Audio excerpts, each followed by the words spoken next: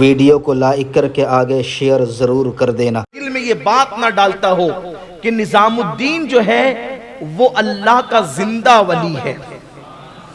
میرے دل میں یہ بات ڈالی جاتی ہے ہر لمحہ تیرے متعلق کہ تو اللہ کا زندہ ولی ہے، اور یہ وہ ہے کہ جس کے دل میں اللہ کی محبت رچی بسی ہے۔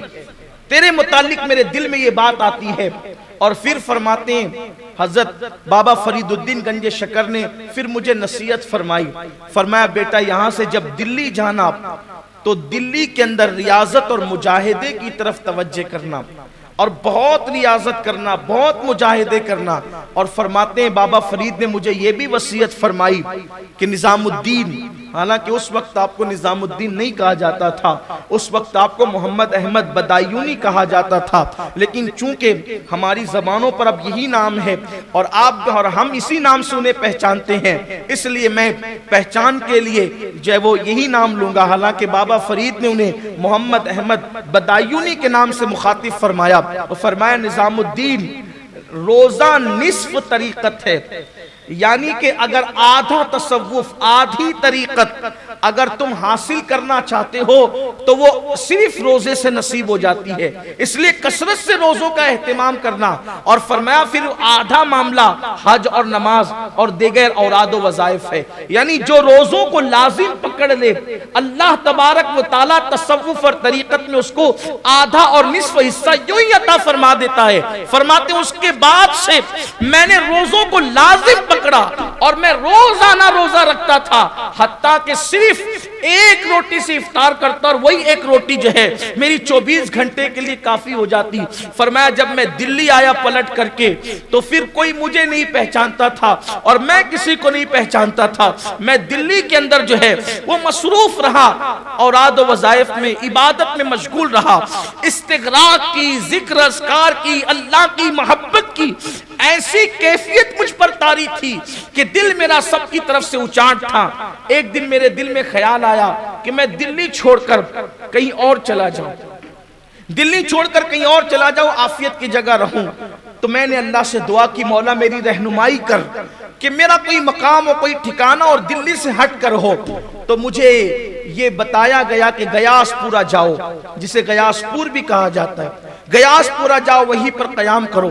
فرماتے اس سے پہلے میں نے گیاس پور کبھی نہیں سنا تھا، گیاس پورا کا نام کبھی نہیں سنا تھا۔ اور فرماتے ہیں ایک دن میں اپنے دوست سے ملنے گیا، اس کے گھر پہ پہنچا تو میں نے اس سے پوچھا فلاں کہاں ہے، تو کہا کہ وہ گیاس پور گئے ہوئے ہیں۔ تو میں نے اس شخص کے دوسرے دوست کو کہا کہ یہ گیاس پور کدھر ہے مجھے بتاؤ، اور جب میں وہاں گیا تو پھر میں وہیں رہنے لگا۔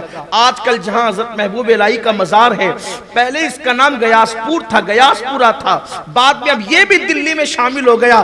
بلکہ نظام الدین وہاں کیا گئے، ان کے قدم کی برکت سے وہ جو کنارے کا حصہ تھا آج وہ دلی کا قلب بن گیا، دلی کا دل بن گیا ہے، جس علاقے میں محبوب الہی آرام فرما رہے۔ اسی کو کہتے ہیں ولی کی کرامت کہ اگر وہ جنگل میں جاتا ہے تو جنگل کو منگل کر دیتا ہے۔ حضرت محبوب الہی رحمت اللہ تعالیٰ علیہ جو ہے وہ گیاس پور میں رہنے لگے، کئی دن تک تو آپ ایسے ہی رہے۔ اس کے بعد پھر آپ نے خانقاہ بنائی۔ فرماتے ہیں کہ 3 مرتبہ میں اپنے پیر بابا فرید سے ملنے کے لیے گیا، اور 7 مرتبہ آپ کے وصال کے بعد آپ کے مزار پر حاضری دینے کے لیے گیا۔ اس طرح کل میں 10 مرتبہ اپنے پیر کی بارگاہ میں دلی سے اجودن کی سرزمین پر حاضر ہوا، یعنی پاک پٹن کی سرزمین پر۔ آج کل جو وہ اجودن جو پاک پٹن جو وہ تقسیم کے بعد پاکستان میں چلا گیا ہے، اس وقت تو وہ اکھنڈ بھارت کی وجہ سے ہندوستان ہی کے اندر تھا۔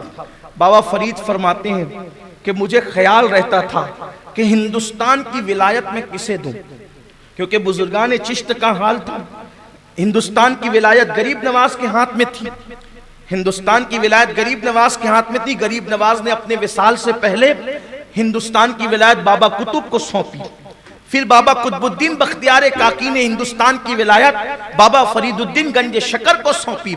پھر بابا فرید الدین گنج شکر کو خیال رہتا تھا اب ولایت ہند کا والی کون ہوگا، کس کو سونپی جائے گی، اور فرماتے میں سوچتا رہتا تھا کہ کس کو سونپوں۔